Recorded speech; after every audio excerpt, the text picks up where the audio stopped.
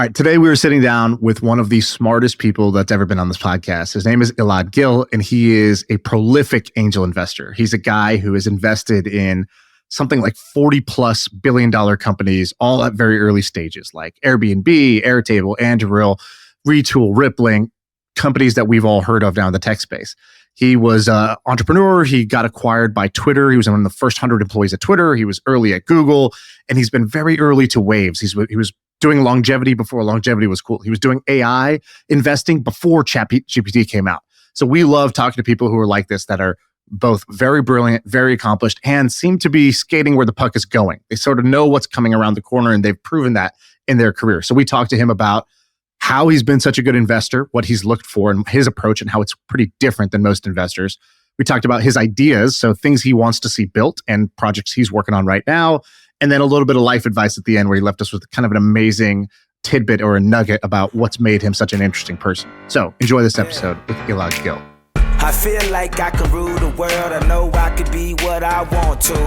I put my all in it like no days off. On the road, let's travel, never. And so the intro for you is basically you're a super angel investor. You've invested in a bunch of companies. I think you have something like 40 plus unicorns in the portfolio. And impressively, at least 20 or 30 of them were very early stage. So seed stage, Series A, pre-seed, somewhere there. That's wild. As somebody who's invested in, 100 companies myself, I look at what you've done there, and that is prolific. And so first question, it's like, there's a block of wood and I don't really know how to chop into this. So I'm just going to swing one blunt swing here. How the heck are you doing this? How have you had this success in angel investing? Yeah, I guess it's probably two or three things. Number one, I think I was just lucky, so I think I started investing in a good time when there was a lot to still be done in SaaS and consumer and a variety of areas. Now, obviously, that's also true in AI. I think secondly, I tend to take more of a market first approach than most early stage people. I focus on the market and product market more than the founders. And obviously, founders are incredibly important. I started two companies myself, so I hope that founders are incredibly important. But I also think that what you're actually building and which market for who matters a lot. And I've seen great people crushed by terrible markets, and I've seen reasonably mediocre people do really well. And then lastly, I think I really try to follow the technology and the changes that are happening in technology. And so I got involved with a lot of generative AI companies quite early, Perplexity and Harvey and things like that, simply because I was really keen on generative AI and sort of ML related stuff. And so I started investing in all those things 3 years ago, before ChatGPT was out and before Midjourney and before these things really became a trend. And so I think sometimes you end up early in some really important areas simply because you're kind of technology first or market change first. Were you just doing your own money at first, or did you have a fund from the get-go? No, initially I was just investing my own money, and then I ran out pretty fast. I hadn't made that much money at Google, and I invested almost all of it. I invested like over 50% of it. And so I just started running out. And so I started. What does that mean, running out?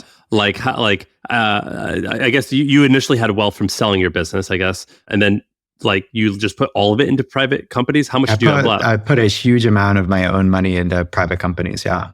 So, one of my big regrets is somebody pinged me on the SpaceX round when it was like a $500 million company. And I really was excited about it. I thought it was such a interesting game. And I didn't have enough money for the minimum that they had as check sizes. And so what'd you do? Because, I had that point early in Silicon Valley where I initially had no money. So I was helping friends. I was like, man, I can't believe people aren't investing in this. But I myself didn't even look at myself like an investor because I just didn't have a bankroll. Then I realized, wait, that's stupid. I got to think like a founder here and get resourceful and figure out how to get money to invest in these companies. So where did you go once you deployed your own capital? Where'd you go to get the money right away? Yeah, I started effectively raising small sort of what are known as SPVs, and then that morphed into funds. And now I kind of have a tiramisu cake of different things where there's like different layers that I can do in terms of personal investments, fund investments. Very large things would be fund plus SPV. So for example, I led Anduril Series D, or I co-led the last two rounds for Applied Intuition, or I've led rounds for all sorts of companies at this point. Are there any other partners at your shop basically, or are you the guy? I've recently hired a few people to kind of help me in different ways. I think fundamentally what I want to do is continue to build things, work on things, think about technology, just take I would call it almost like the anti-VC approach and be builder first. And so there's a lot of side projects that I or me and my team are now working on. We're working, for example, Shrane's helping me with, we're trying to take the 1,000 most important books that are off of copyright and translate them into dozens of languages using AI, and then create audiobooks off of all of them, so people can download the great works of history from anywhere in the world in any language. We're doing stuff like that. And so that also forces us to really use different AI tools. And let's look at 11 versus Cartesia versus, OpenAI. And let's how do you actually translate a long form book with high consistency, and how do you QA that? Yeah. Are you doing that because you're like, this could be a business, or are you doing that because you're thinking to yourself, just this is an interesting project, and in doing this, I will discover interesting things? I'm just doing it because I think it's like cool and societally useful. I mean, like, there's multiple aspects of why to work on something like this. And I think it's a little bit less short term and more like, this seems useful and interesting. But were you always that way? Because like, I could say I'm financially secure, and it took a few years before I just recently started feeling like I want to do blank because it's cool. I don't really care necessarily if it's good for the world, but it seems like you have a little bit of that mindset of like, this is good for the world. Are you wealthy and successful because you always had that attitude, or do you have that attitude now because you have security? Do you know what I mean? I've always been that way. And so, I started off, I did degrees in math and biology, and I did a PhD in biology because I thought it was societally useful. Like, you're not going to make money as a PhD in biology, unless something magic happens. And so my driver has always been, what is useful societally? I think the one other thing I'd say about it is it forces you to go deeper than people tend to go on some of these things that they're just kind of, oh, this is an interesting investment or whatever. I think you actually go to that next extra level of depth and using things hands-on and all the rest of it that I think also matters just in terms of gaining real intuition for certain things. And I don't think you need to be a practitioner of everything to understand the thing that you're a practitioner of, but I just think in some cases it can help a lot, or it really allows you to hone in on what's important. And that's true of many businesses. Usually most businesses have one or two things that are the fundamental aspect of that business that matters, and everything else is just noise or check the box or whatever. And I think that where people tend to sometimes either start the wrong things as founders or invest in the wrong things as investors is they get too wrapped up in what are the 5 things that matter for this business. And usually there's 1, maybe 2. What's an example of like, I'm not sure which industry you care about most, but what's an example of one of these things where people care about 5 things, but you're like, no, this is the only thing that matters? Well, I mean, I guess early on with Stripe, their one insight was, how do we just get every developer using this product? We're not going to worry about mid-market and enterprise. We're not going to worry about and other things. How do we get every early stage technology company that matters on us? That sounds great. When you tell that story, I'm like, yeah, I'm on board with that, but I own a business now, and it's really hard to come up with that insight. I think it's hard, but I think the flip of it is that's usually the key question.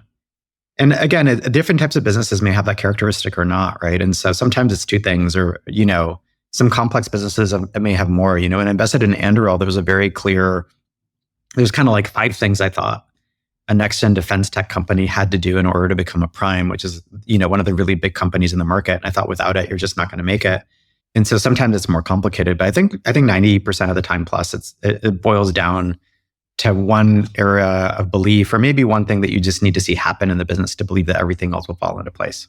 It's also hard now, but easy later, right? If it's hard to figure out what the one thing is, okay, you take some upfront difficulty to sort of make a bet or to figure that out. But then from there on out, your operating philosophy can be a lot simpler because you're now Stripe, you know who you're focused on, you know who you're catering to, and you don't have to have these like the decision tree becomes very, very simple later if you did the hard thing. And it evolves over time, right? The complexity of these businesses often comes later as they become multi-product and international and, all the rest of it. And that's normal. It's just early on, usually there's a key insight that drives it. You said you invest in markets, and Anduril, when it was first started, most people still don't have any idea about that industry. When you're trying to like master a topic like that, what is your process? Yeah, with Anduril, the main reason I got interested in defense tech was because the big tech companies were running away from it, right? Google had shut down Maven. And I was like, well, of course we're going to need national defense. whether you're a Democrat or Republican, like, of course, like you want to protect Western values. There's conflict in the world. There's bad actors. But to push back on that, I'd be like, there's like, I'm ignorant to the industry, which is why it's easy for me to push back. I would say, but there's like 10 other companies in that space. They got it covered. Like, how do you how do you learn enough to know that there's like an interesting opportunity? Yeah, I mean, I guess it's a bunch of stuff. One is obviously you just read what you can, right? Two is in some cases you look at market structure and growth rates and that kind of stuff. Third is you look at technology shifts. I want to break down on that. What's your resource for the second one? We just go and do the work. I mean, you look at what are the companies, and obviously there's like analyst reports and market research and all that stuff, but you can also just ask, okay, how many players are in the market? Is it consolidating or not? What's the growth rate on it? What is the margin structure and the approach that they're taking as a business, right? So for example, the traditional defense tech companies are what are known as cost plus, which means if you have $1 million drone, they charge 5%. So they can't make more than 5% margins. They make 50K on a drone. You're Anduril. You can sell 10 better drones for $1 million. You make 50% margin, which is traditional hardware margin. You make 10 times the margin dollars. And so one of the things that people don't appreciate about Anduril as a business is it's a market cap expansion in the defense world because you have a higher margin, higher leverage business, right? And so you need a different business model, which they've come up with. So there's just a bunch of stuff like that, right? When did how early did you invest in Anduril? I think you were the very first round. Right? It was just the founders, yeah. And so was it, you hear Palmer talking about this, then you go research the market, or had you just independently been curious about this market and then? No, it's back to what I was saying earlier, which is Google shut down Maven. And I was like, oh my God, the big tech companies are running away from this. What a wonderful opportunity for a startup. And so I actually called one of the people at Google that I knew who was working on Google Cloud, which the Maven team was part of at the time. And I said, hey, did all the people who wanted to do Maven quit in protests? And he's like, no, it was all the people who are against Maven who quit. The rest of the people are still here. So I was like, okay, where do I find somebody who wants to work on this? And so I just started poking around, and I ran into Trey at something, and we started talking, and he mentioned he was working on it. I got super excited about it. So I invested in their first round. Or they were kind enough to let me invest in their first round, I should say. That's way more impressive than meeting Palmer. Like the fact that you came to that, you guys were sniffing around the same stuff independently. That's pretty impressive. Well, yeah, but I'm also, the best people I get to interact with, they sort of have the same laid back approach as you, which is just like, I don't know, I just kind of do the work. I think I was fortunate, blah, blah, blah. Then you start to peel back layers and you're like, oh, so this thing you called luck was actually I read that Maven story too. I didn't think to myself, wow, what a wonderful opportunity. I just moved on with my life, right? So, I don't know if you've read the 4 levels of luck thing, but I think number 2 or 3 is luck favors the prepared mind, meaning because you know what you're looking for, you can actually spot luck when it presents itself, whereas the average person might see that same thing and not understand what they're looking at. And so when you saw that Maven story, you saw the opportunity that, wow, if the big technology players are running away from defense, this huge category, that means there's an opportunity for a new technology company in defense. And so what I find fascinating is peeling that back and actually understanding like, wow, that was incredibly intentional. And I get what you're saying, that not every one of those rabbit holes you go down leads to an Anduril seed round. But the fact that it ever did is remarkable, because that's like a career making, single investment even, let alone the other 40 that you did like that. I also want to go back to, like, you said something about, market first. And there's that great quote, like, when a great entrepreneur meets a bad market, only one of them keeps their reputation. Okay, the bad market. And so what's another example from your portfolio that you can think of that drives home this kind of like market first, where the market first approach led you to do something that worked out? I did a lot of crypto investing in like 2017-ish, 2016 through 2018. And that was because there was such an obvious sea change from an adoption and sort of technology basis there. The AI stuff is another one. All the AI companies I invested in was a little bit like, hey, the market's shifting, the technology's shifting. The flip side of it is there's lots of things that I invested in that only in hindsight could I come up with a theme, right? I invested in Notion, Airtable, and Retool within, 2 years of each other, or whatever the time frame was. But at the time, there was no low code, no code kind of thesis. It was just, these are really interesting founders working in interesting areas. And so in hindsight, there was a market, or at least there was a trend. But at the time, it was just like, these are smart people working on good stuff. And so it's a little bit of that. How do you balance both of those perspectives? And sometimes you're thesis driven, and sometimes you're just like, you know what? The thousands of great founders out there working on ideas are going to come up with better ones than I am. And so, let's have an open mind on everything.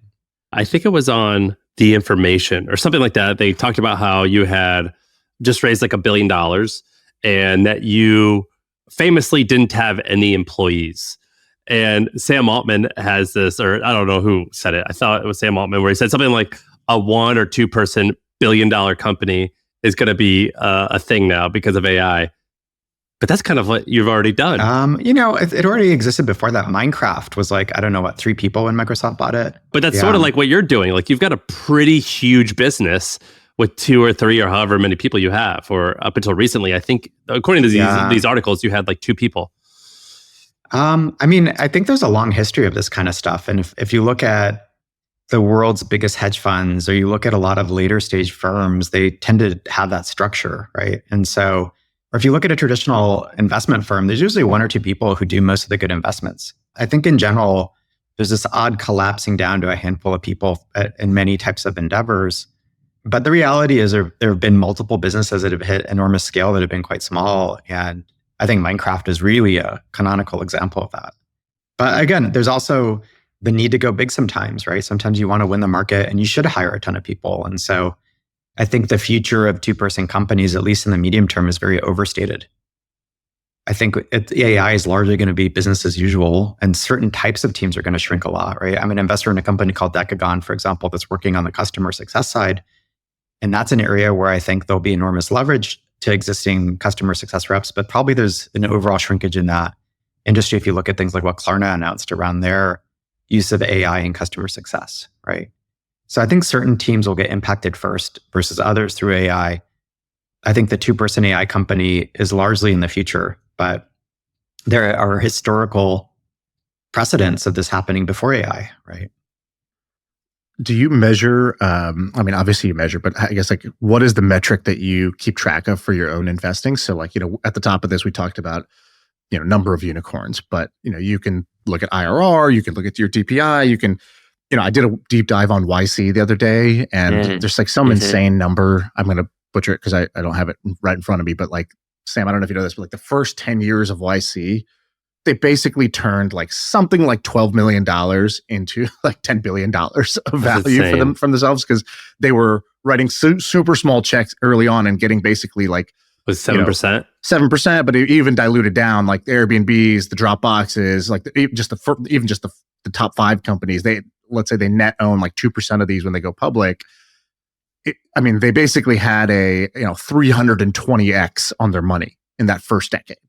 And then a lot of people now think that they're, maybe they've sort of lost their touch, or the batch sizes are too big, or the valuation is too high. And actually their hit rate has gone up even as the batch size has gone up. It's pretty wild.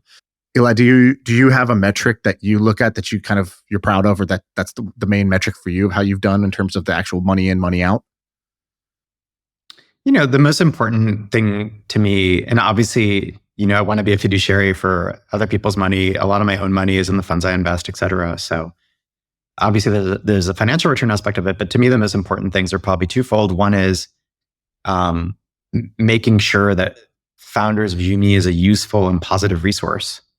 And 2 is being involved with the most important technologies and technology companies in the world, because I think that's how you drive societal impact.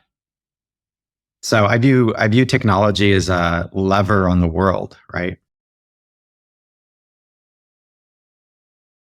I'm not an angel investor, but you're such a hard person to compete against, because you're it's very strange that you're an investor because you don't seem like you're money motivated. You know what I mean? And that's a really challenging person to compete against, because that's the type of person who wins in a lot of stuff. It's the one who's not actually caring about the money, but who's caring about missionary versus mercenary type of vibe. Do you know what I mean? Yeah, I know what you mean. I think Naval has a great framework on this, because, John Doerr used to ask, are you a missionary or mercenary to founders in the 90s? And of course you had to say I'm a missionary, right? How could you possibly say you're a mercenary? And Naval's framework is well, of course, early in your career, you're at least partially a mercenary. Otherwise, you're never going to find the opportunity and go win it. And then later in your life, you're a missionary, right? You're not zero sum. You're trying to do things for the greater good. And then once you've made it in your career, you should become an artist. You should be doing it for the love of the craft. And now for each person, there's a different mix of that over time. And I think, for me, the motivator is very much technology as a lever on the world, right? That's why I was trying to do biology. That's why I did tech. That's, it's like, how do you do the important things in the world? Now, if you're working on the most important problems in the world with the best people, then probably you end up with a good financial return because you're in the middle of the stuff that matters, right? But that doesn't have to be the motivating goal. And that's why sometimes, I don't know if you've ever sat at a dinner, which is all VCs, it's like really boring because you're surrounded by at least a subset of people who are very money driven. And the conversation, I'll give you an example. One time I was sitting at a friend's wedding dinner, and I just happened to get seated at a table where a lot of the other people were his board, which meant a lot of investors. And I sat next to somebody from a well-known firm. And I said, hey, what are you interested in these days? And he said, crypto. And I said, oh, great. We can talk about distributed consensus and trustless systems and censorship resilient products and all this stuff. And I said, that's great. Like, what are you excited about in crypto? And he looks me in the eyes and he says, you can make a fucking lot of money at it. I was like, I thought he was joking, right? I started laughing. I'm like, oh, that's so funny. No, seriously. He's like, no, that's it. That's not a really interesting conversation. Well, one of the things I liked is that on your website, you publish some ideas that you're interested in or you're working on right now, or you want people to come help you pull off. I'd love if we could rip through a couple of these. Let's start with one that caught my eye. You said, I want to do a new chain of K through 12 schools inspired by ancient Greece. What's that all about? Yeah, I mean, I think fundamentally, anybody who has kids realizes that, there may be certain aspects of the education system that are emphasized and de-emphasized. And it feels like there's 4 or 5 things that are really useful for kids to learn. And I think it'd be great to try and help establish something that could be used broadly across, cities or regions across the country that would really focus on some of those basic aspects of learning. What do the ancient Greeks do? What do the ancient Greeks have to do with this? It's just used as an example. Really what you need to find is what is the framework that you're going to use to apply so that you have some compass and consistency. And there's a certain emphasis on reasoning and logic and thinking and discourse and debate that I think was resident in that time. There's an emphasis on mathematics. There's an emphasis on writing. There's an emphasis on trying basic forms of understanding. That's when you had Archimedes and lovers, and that's when you had early interesting mathematics emerge. And that's when you had great philosophical treatises written. So, I think there's a lot of, that's also when you focus a lot on beauty and art. There's a lot of emphasis on the physical and being physically fit and resilient. So there's a lot of stuff there now. I remember when I lived in SF from 12 to 20. And I think there was a handful of schools that were started for elementary kids. It was Alt School, one of them, and was there a Wonder School? Does that ring a bell? Those were more kind of like, hey, we're going to use technology, et cetera. I don't think there's any need for technology. I think you just need a couple of good teachers and like a reasonable curriculum. And so again, I think it's not that I'm not trying to reinvent the school system. I just think you could go back to certain types of basics. It's interesting. There's a school in San Francisco called Proof School, which I think is fascinating. I think their line or motto is like for kids who love math. And They have a very strong emphasis on mathematics in their curriculum. And, kids are doing machine learning in like 10th or 11th grade. And, I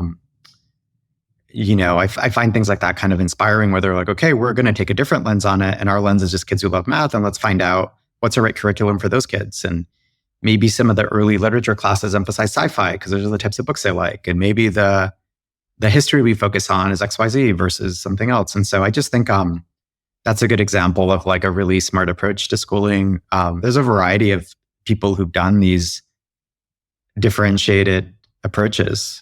What's your plan with this school thing? Is you're looking for kind of an entrepreneur to spearhead it? What are you looking for? I need somebody to spearhead it. I think traditionally there's this directly responsible individual or DRI problem, right? It's really easy to come up with ideas, and then usually you need help executing them. And so it's something that I'd be happy to sponsor, but I really would need to find somebody who can drive that sort of thing day to day. My kids are very happy in the schools that they're currently in, so it's more just something that I think would be societally useful to do. more broadly. And then, especially if you can do it as a chain, then you end up with some sort of consistency and the ability to bring it to different populations that may not have access to this sort of schooling and other things. And so I think there's a really interesting project to be had there. What other ideas, Shaan, did you have listed there? There's one cool one. You said you, I think, got a PhD in biology, and you talked about longevity. You've looked into a lot of longevity. You funded clinical trials, and you said something that I was curious about. You said there's some exciting things that are going on in longevity. You mentioned a company called BioAge and how they have a new drug for muscle. Okay, you have my attention. What is the new drug for muscle, and generally, what's exciting to you about that space? Yeah, I mean, BioAge is a company that just went public and is in their quiet period, so there probably isn't a ton I should say about them. I was an early investor there and a board observer, and I think I was the first investor in that company. Actually, the CEO is this really exceptional PhD and postdoc. I think she did her postdoc at Stanford in biocomputation of aging, and they now have different drugs in different phases of clinical trials or preclinical work, and all that should be in their S1 and in their public financial materials that I would encourage people to go look at. But in general, I think that aging is an area that's been dramatically underinvested in. And part of that is because of the structure of big pharma, and that industry tends to have very old companies, right, sort of driving the agenda, which has its own implications. And then obviously it's highly regulated. But also, if you just look at, for example, the National Institutes for Aging, which is a very small budget relative to the NCI for cancer or other parts of the NIH, and most of that budget just goes to Alzheimer's. And so actual fundamental research into aging is quite sparse.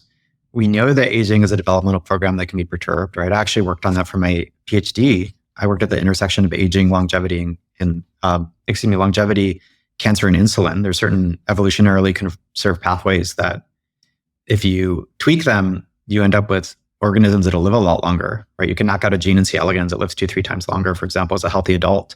And we know that there's drugs that do that in mice, et cetera, or genes that do that in mice, which means you can do drugs.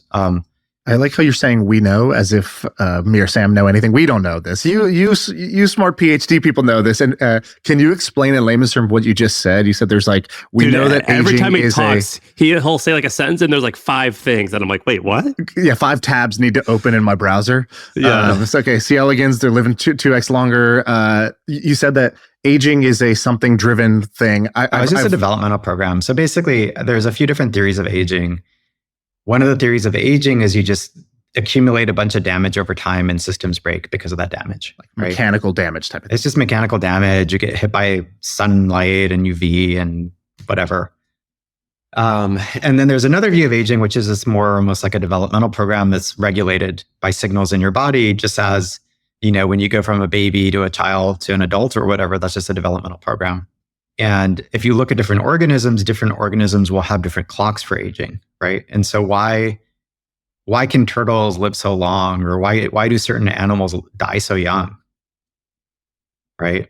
And you're like, it's just a developmental program. They have a set lifespan that's genetically defined. And why would that be the case? Like, why would we have an off button? There's all these theories, and who knows? I mean, I don't know.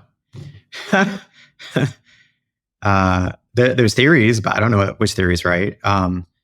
And the other piece of information that we have is that we know that there's certain drugs that will extend lifespan in multiple organisms. You take a drug or you give a drug to something and it lives longer. Rapamycin would be an example where in mice will live 10 to 30% longer based on actually their sex, right? So female mice, I think, will live longer than male mice on rapamycin. And then there's knockouts that you can do in genes. And if you knock out a gene, certain organisms will live a lot longer. And that means that you can develop a drug for it, right? That's how the drug industry works. You can do a drug that mimics a gene knockout or a gene upregulation, and you end up with the same effect. And so we know that you can make things live much longer.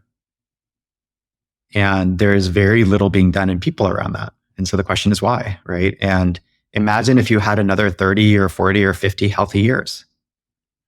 And when you say the question is why, what's the answer? Is it that it's not funded enough, it's not safe enough, there's some other commercial disincentive for it? Yeah, it's 3 things. It's not funded enough for all sorts of reasons. Second is from a regulatory framework perspective. Until very recently, the FDA did not have like a good definition of what it means to build an aging drug, right?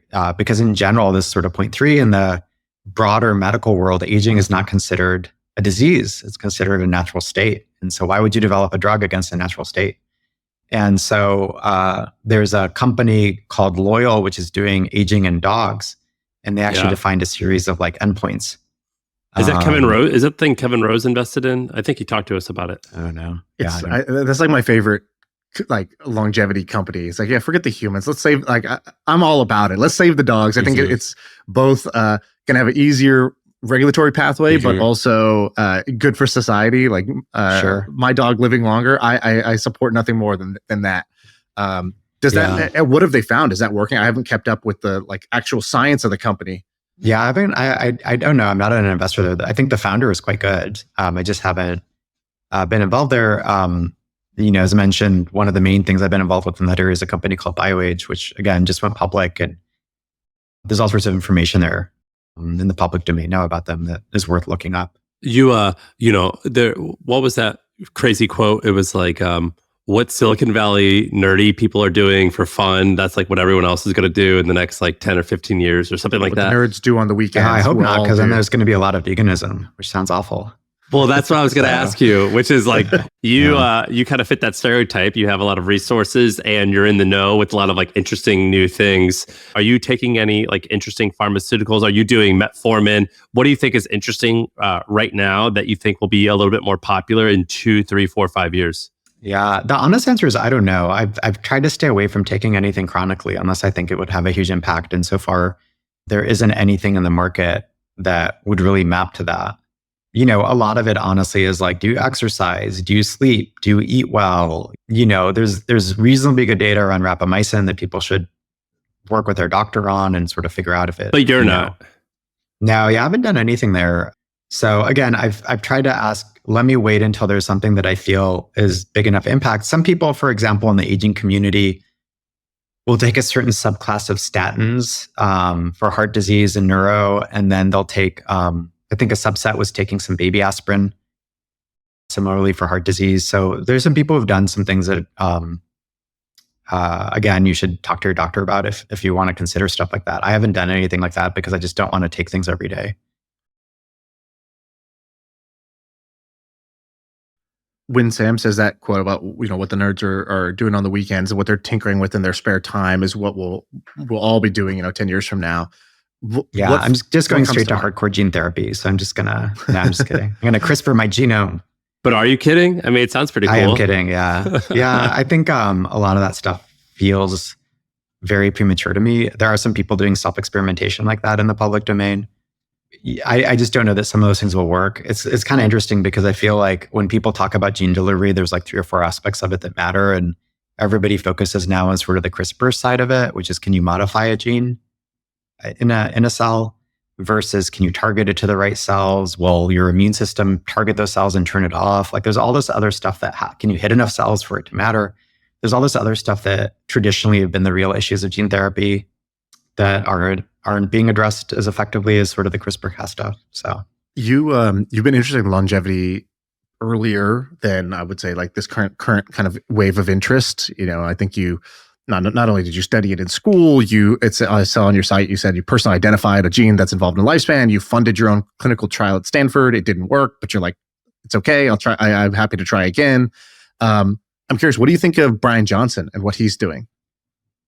I've never met him. I haven't looked deeply into what he's doing. So I think it's great that people are raising awareness for this kind of stuff, but I don't have any specific insight or opinion. Like I just haven't looked into it. I'm surprised. How come you haven't looked into it? That seems like it's right up your alley. I've been busy in terms of just focusing on like hardcore biopharma for this stuff, right? Like drug development that can benefit society at large. That's what I vote. So it's just a different area of focus, right? What I want to know is, are there any ideas on there that are they're just cool, but not necessarily like a world-changing serious thing? Like, do you ever think his monuments thing? Can you talk about the monuments thing? I think that's dope. Oh, so one thing, again, I need somebody to come work with me on this, and I'd happily fund it, is if you look at every society at sort of its peak, they would build large-scale monuments towards progress. And so it's like the 7 wonders of the ancient world. Honestly, I don't know if you know the origins of the Eiffel Tower, but it was built in the late 1800s for a world fair in Paris to show off French steelmaking prowess. right? It was an ode to technology and an ode to steel making, because steel was like modern tech, and it was very controversial at the time. People thought it was ugly and all this stuff, right? A lot of bridges were built in America at that period. With Andrew Carnegie, they were built with that idea of like, let's prove. So like the Eads Bridge in St. Louis, it was the same thing, where they would build these amazing bridges, and then they would do like all these funny things, like they would get an elephant to walk across it to prove, to prove that it works. It's strong, you know what I mean? And but so like these like flexes like exist. There's a flex side of it, and there's an inspirational side of it. Like, where are the large scale inspiring pieces of beauty and art in society anymore? Like, where have they gone? Why aren't we doing those anymore? The Vegas Sphere, that's the last one. Yeah, seriously, the Sphere. That thing is amazing. I think that's a real example of large scale societal beauty, right? It's you know what? Cool another example that sounds silly is the Blue Angels. And I was having this debate with someone the other day about how much money the American government funds air shows. And I was like, that's totally worth it. Because whenever you go to one of these things, you definitely feel a sense of patriotism, and you're like, this is awesome. Like, this is like, I'm in awe of this. And same way with going to the moon. In the 60s and 70s, we spent a significant amount of money on this, a lot more than you could argue that we've spent on longevity, which is actually a shame. But we there is a history in America of doing things just cause, just to like flex or just to like celebrate. Used to, but what was the last thing like that we did? It's been decades, right? It's been decades. And I actually find it to be quite saddening. And that's actually sort of what you said is, once you get to a point where you're financially secure on a human basis, on a human level, you do things for artistic reasons, because it makes your soul feel good. I do wish we did that a little bit more as a country. But there was a period between like 1870, right, post-Civil War, up to like 1960s or so, right around when JFK passed, like where there was this like series in America where we did a bunch of like interesting experiments where you could just say it was just cause, you know what I mean? And I really appreciate that. Yeah, and part of that is going to be regulation, and then part of that is this odd postmodern, cynical thinking, right? There's a very strong anti-progress movement in the US. Basically the idea is you buy land and you construct giant monuments that are inspiring. I don't know. I mean, it's pretty simple-minded, but imagine if you walked out in San Francisco and you looked across, to the view with the Golden Gate Bridge in Alcatraz, and there was a giant statue that's kind of an ode to the future. Dude, like, why don't we have that? How much do these things even cost? The land, it depends on where you do it, and it depends on the regulatory framework. The land in major metros tends to be the more expensive part of it, actually, versus the construction on a ratio basis. And let's walk through an example. Yeah. What's one that you fantasized about? You're like, okay, what if we did this? That would be cool. I would be inspired. There was actually an island for sale in the Bay that ended up selling. I can't remember for how much. I remember that. $29 or something. Just recently. Was that up by Stockton? No, it was in the Bay. It was actually in the water. There was like a little island, and it was on the market for a while. I actually looked at it a couple times in terms of thinking, maybe this is the thing, maybe this is an anchor thing. But I just think it's going to be so hard to do anything in the Bay Area, right? I mean, it's hard enough to construct a public toilet. Like, are they really going to let you build a beautiful monument, right? On any reasonable time frame? But there's lots of other metro areas that are much more amenable to this. And there's a global version of this, and there's a US version. But often in major metros, it's the land, and then the construction actually isn't that bad, because really what you're building is a big statue. And in some cases, you're building out a base or foundation under it that may be part of a building. Maybe you want to build an elevator up if you have a big view or vista. But you're not building a large commercial property with all the plumbing and electrical and all the extra stuff that goes into it, right? Often these things are kind of like hollow shells with. And what would it be of, like, what's our equivalent of the Statue of Liberty or the Eiffel Tower that's like, to demonstrate their steel prowess? Like, what do you think would be the modern equivalent that would have some meaning? I think there's lots of stuff you can do. I actually think, one of the things that the intention around Monumental, which is what we're calling the project, is to also solicit ideas from people who live in locales, and what do they want, right? What do they view as inspiring, and what do they want to drive their children's optimism forward, right? This is in some sense an ode to progress, but more importantly, it's a way to encourage the future. How do you encourage inspiration in young people, right? How do you get people jazzed about the future and technology and optimism and doing things and building things and moving society forward? And I think part of this lack of ongoing societal beauty and ongoing great works is a reflection of cynicism that, to your point, came in the 60s and 70s and has really kind of spoiled the well. Yeah. I mean, that's one of my favorite eras to read about. Basically, like in the mid '60s, Malcolm X, JFK, RFK. There was a series of assassinations, and like one can argue that was like the death of innocence in America. And so it's like kind of like an interesting period to read about. Maybe. I mean, you look at all the stuff that happened in history before that, and some pretty awful stuff happened roughly every couple of decades, right? I mean, World War II was not a happy time. World War I was not a happy time. The Civil War was not, there's a lot of shit that's gone down. No doubt about that. I feel like maybe the boomers self-internalized things in a different way because they were self-absorbed as a generation. And so maybe for them, it was a big moment, but it just seems like there was just a shift. There was some mindset shift. And maybe that is what it was attributed to. I don't know what it's attributed to. Have you ever, I don't know if you guys, Shaan, you definitely have. Well, maybe you have actually.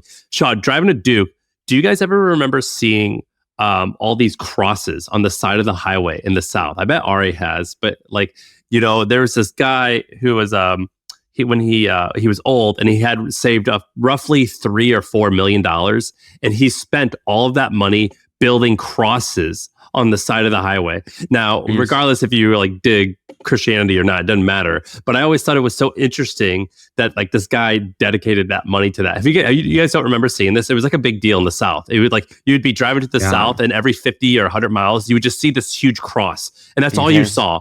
Or you would see these billboards that says Jesus saves. You remember those? Yeah, I've seen those. I never understood what that is.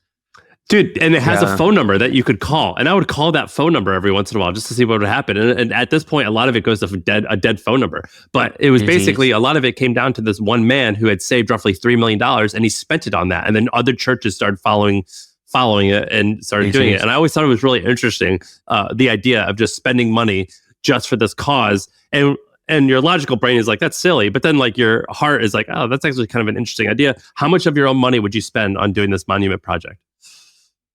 I don't know. I mean, I think it'd be good to try and get the first thing up and running and then, do it as a joint effort with lots of people. Because again, the hope is you actually feed the needs of local places. Another example where I think there's this sort of craftsmanship applied, there's a park in Oslo where somebody spent, I don't know, a decade, 2 decades building statues in this one park. There's an artist who went in and you go in and it's all this consistent series of statues from one person, right? One artist who spent a big chunk of his life making them. I think he made something like 200 sculptures over a few decades, right? And so there's other forms of this in terms of people trying to contribute works. And the question is, why aren't we doing it? Like, what happened? What happened to us societally to stop doing all this really inspiring, amazing stuff? Yeah, well, I think the good news is it only takes one, right? Like I think Elon showed that when he started doing projects that none of the other entrepreneurs really wanted to do and no investors really wanted to fund. And then it created this wave and it just kind of sparked inspiration where now a bunch of people do that, right? Like I think the closest thing we have to that is like Tesla and SpaceX, to be honest, these like, that's our moon mission, right? It's like, wow, this guy just poured his entire talent and net worth into these like super high risk, low probability, useful for society, hard but awesome projects. And he pulled it off. And, that changed the wiring in every founder's brain. It doesn't even matter what you're doing. You might be doing some boring insurance company, but that example still lives in your brain, right? And I think that's pretty powerful. You're a pretty serious person. You take life serious. Like you see problems and you're like, I want to solve them. What do you do just for shits and giggles? Like just to unwind? Before you have kids, there's all sorts of things you do that the time goes away for once you have them. But, I used to do, I don't know what to call it, like intensive travel, so I'd go to India for 2 months and do yoga for 2 months there with a guy who learned from a guy in a cave kind of thing. Or, just different forms of very immersive travel was one thing I used to do a lot of. If somebody today had the freedom to do that, what would be what's Gil's guide to that intensive travel? What would you tell? What was really transformative for you, or like what was your approach to that? Yeah, I think it's basically spend at least a month in one city and decide to learn something there. And so, maybe you want to go learn how to draw, or maybe you want to go to France and learn to make pastries, or maybe you want to In my case, it was go to India and do this very intensive yoga experience, or maybe, and especially if it's part of a community that you join, you get really immersed in interesting ways, and not just the topic, but also the people around it and the local people, right? Because then you're really forced to be part of something. There's actually a person I know who's about to start a company, and I convinced him to go do this because he had an extra month or two. And he said it was like the best month he'd spent. He went down to Brazil and enrolled in some classes down there. And he just spent a month doing it. And so I personally think it's super interesting. And how often in your life can you actually get a chance to do things like that? But also it is a different form of travel than, hey, I'm going to, I went on a Chinese tour group of Italy once. And on these Chinese tour groups, they try to see as many cities as possible in as short a time as possible. That's check the box, right? Oh, okay, there's the Leaning Tower of Pisa. Check, we saw it. It's like you stop for 10 minutes and then you run to the next thing. That's very different from, hey, I'm just going to sit in one place for a month or two. That's awesome. I've had great experiences doing that. We used to go to Buenos Aires for, basically 4 to 5 weeks, live in one city, live like a local. And everywhere I would go, I would do two things. I would play basketball because that was like something I grew up doing. So it was like a native fluency I had. Even if I couldn't speak the language, I could always kind of make my way in there.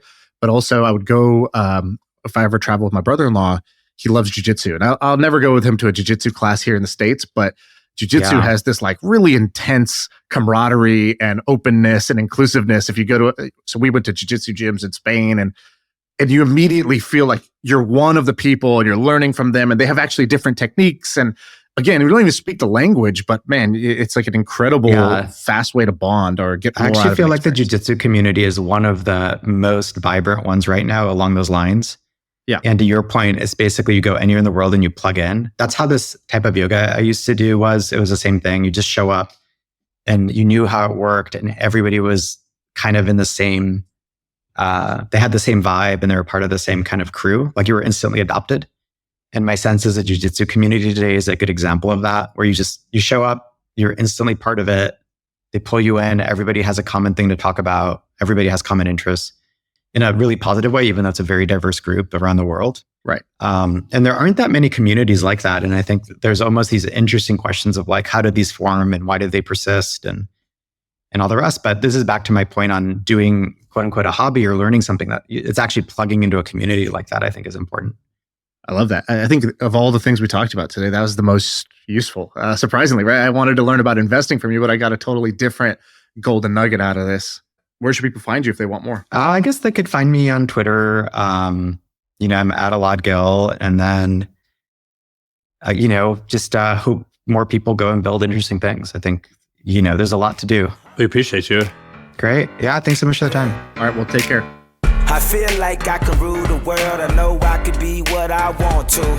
I put my all in it like no days off. On the road, let's travel, never looking back.